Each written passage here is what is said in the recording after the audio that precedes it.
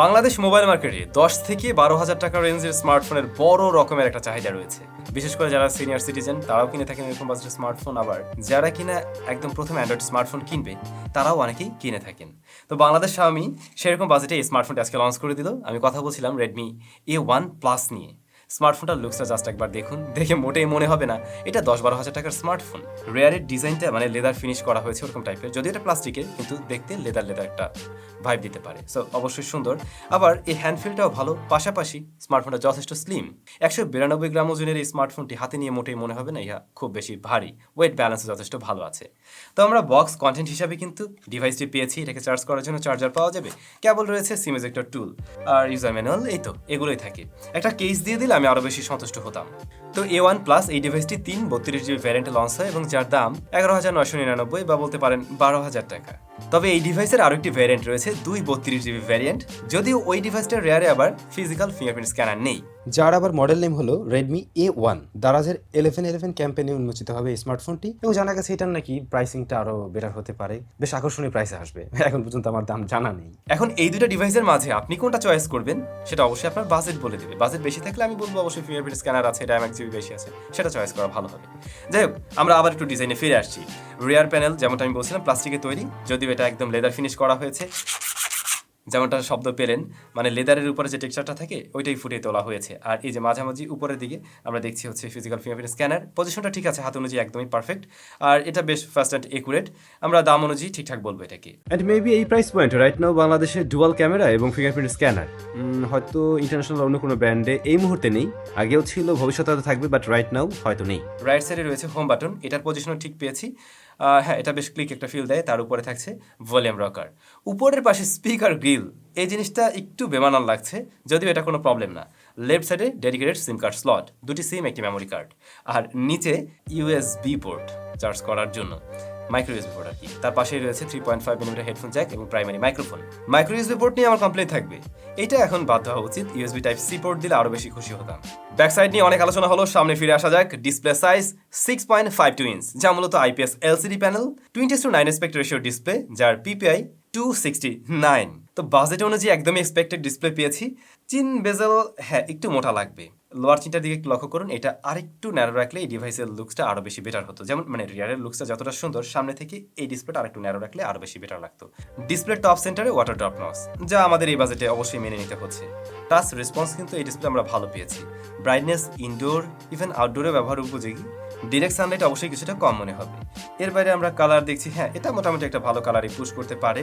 পাশাপাশি সাইড থেকে দেখতে গেলে আমরা নেগেটিভিটি ওরকম পাইনি। একদম কর্নার এরিয়া থেকে তাকাতে গেলে একটু শিপিং ইস্যু লক্ষ্য করবেন, যেটা আমরা অহরহ যে কোনো IPS-এই ফলো করি।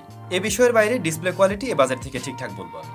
স্মার্টফোনটি রান করছে Android 12 Go এডিশনে। এটা ভালো বিষয় যে Go এডিশন দেওয়া হয়েছে। যদি রেগুলার ভার্সনটা দেওয়া হতো তাহলে বড় বড় অ্যাপ্লিকেশন চালাতে হিমশিম খেয়ে যেত এই স্মার্টফোনের প্রসেসর এবং RAM। তো এর প্রসেসর হিসেবে আমরা পেয়েছি MediaTek Helio A22, যা মূলত 12nm এর একটি প্রসেসর এবং এর গ্রাফিক্স সেকশনকে পাওয়ার করছে PowerVR ZE8320। আর আমি তো বলছিলাম আমার হাতের ডিভাইসটা 332GB ভ্যারিয়েন্টের। আপনি চাইলে এখানে মেমোরি কার্ড ব্যবহার করতে পারবেন এবং আমি অবশ্যই বলবো আপনি যেই এই ফোনটা কিনেন না কেন, যদি স্টোরেজে কিছু রাখার চিন্তা ভাবনা থাকে তাহলে মাস্ট মেমোরি কার্ড ব্যবহার করুন ক্লাস 10-এর উপরে, মানে ভালো মেমোরি কার্ড। সেই ক্ষেত্রে দেখবেন এই ডিভাইসটা লং টার্মে একটা বেটার রেজাল্ট দিতে পারবে। অনেকেই তো বলেন ভাই কম দামে এই ফোনটা আমি কিনলাম কিন্তু কিছুদিন পরে গিয়ে আস্তে আস্তে ফোনটা স্লো হয়ে যাচ্ছে। স্লো হয় কিন্তু ও কারণেও, আপনি যখন কিনা স্টোরেজ ফুলফিল করে ফেলবেন দেখবেন এই ধরনের বাজেট ফ্রেন্ডলি ডিভাইসগুলো ততটাই স্লো রেজাল্ট দিতে থাকে। সো ভালো মানের মেমোরি কার্ড ব্যবহার করুন। এর স্টোরেজ সলিউশন eMMC 5.1 আর MediaTek Helio A22। এই প্রসেসরের ব্যাপারে নতুন করে মনে হয় না বলার কিছু আছে, আপনারা খুব ভালো করে জানেন এটা এন্ট্রি লেভেল বাজেটের একটি প্রসেসর। ওই বাজেটের স্মার্টফোনের সাথে আমরা অহরহ ব্যবহার করে আসছি। যদি Redmi এখানে আরেকটু বেটার প্রসেসর দিতে পারতো তাহলে যারা কিনা একটু পাওয়ার টাওয়ার চায় এরকম বাজেটে তাদের জন্য এই ডিভাইসটা দারুণ হতে পারতো। এখন আমরা যা দেখছি এটা রেগুলার কাজের উপযোগী। আপনি সোশ্যাল মিডিয়া ব্রাউজিং, রেগুলার যে ধরনের অ্যাপ্লিকেশনগুলো আমরা ব্যবহার করি বা এই ধরনের মানে ফোনের যারা টার্গেটেড কাস্টমার রয়েছেন তাদের যতটুকু ব্যবহার করার কথা তা হ্যান্ডেল করতে পারছে। আমরা একসাথে 3-4টা অ্যাপ্লিকেশন নিয়ে কাজ করতে পারছিলাম ইজিলি। আর আমি কোনো ধরনের অ্যাপস ক্র্যাশ করতে দেখি নাই এতে। যেহেতু এটা একদম ক্লিন, এটার থেকে কিন্তু আমরা একটা বেটার রেজাল্টই পেয়েছি। Xiaomi MIUI টা যেমনটা ভারী হয়ে থাকে বা ওর মাঝে অনেক প্রি ইনস্টল ব্লোটার থাকে, সেই বিষয়গুলো কিন্তু এই ডিভাইসটাতে আপনি পাবেন না। বেশ ক্লিন একটা লুকস এবং ক্লিন একটা এক্সপিরিয়েন্সই পাবেন। এখন আপনি যদি এই ফোন বা এর প্রসেসর থেকে মিড রেঞ্জ বাজেটের কোনো স্মার্টফোনের মতো রেজাল্ট আশা করেন, তাহলে ডেফিনেটলি আপনি ভুল করছেন, সেরকম কিছু পাবেন না। একদমই 10-12 হাজার টাকার স্মার্টফোনের মতোই রেজাল্ট দিচ্ছে। আবার যদি গেমিংয়ের প্রসঙ্গে আসি, আপনি গেমিংয়ের জন্য এই ডিভাইসটাকে চয়েস করতে পারছেন না। হ্যাঁ, বেসিক গেমিং করা যাবে। আমরা এতে পাবজি, ফ্রি ফায়ার উভয় রান করে দেখছিলাম। পাবজি আসলে প্লেয়াবল না বা চলে, কিন্তু সেভাবে আপনি আসলে খেলে মজা পাবেন না। বাট হ্যাঁ, ফ্রি ফায়ার চাইলে এটা দিয়ে খেলা যায়, টুকটাক খেলা যায়। এছাড়া বেসিক যে গেমগুলো রয়েছে লাইক টেম্পল রান বা ওই যে ফ্রুট নিনজা, এই ধরনের গেমগুলোর জন্য ঠিক আছে, সময় কাটানো যাবে। বাট অবশ্যই গেমিংয়ের চিন্তা করে যদি ডিভাইস নিতে চান এরকম বাজেট থেকে, তাহলে আমি বলবো এই ডিভাইসটা আপনার জন্য না। স্মার্টফোনটি রিয়ারে আমরা দেখছি 2টি ক্যামেরা রয়েছে। মেন শুটার হলো 8 মেগাপিক্সেলের, এরপরে 0.8 মেগাপিক্সেলের একটি কিউ ভিজিএ সেন্সর রয়েছে। এই যুগে এসে কিউ ভিজিএ সেন্সর কেন রে ভাই? এখানে অ্যাটলিস্ট 5 মেগাপিক্সেলের একটা কিছু দিয়ে দিলে কাজে লাগতো, একটা আল্ট্রাওয়াইড দিলে তো মানে সেই ভালো হতো, অথবা 2 মেগাপিক্সেলের একটি ম্যাক্রো আর ডেপথ এরকম কিছু থাকতে পারতো। আর ফ্রন্ট ফেসিং ক্যামেরা আমরা দেখছি 5 মেগাপিক্সেলের শুটার রয়েছে। ইহা দিয়ে ভিডিও রেকর্ড করা যাবে সর্বোচ্চ 1080p 30 fps এ।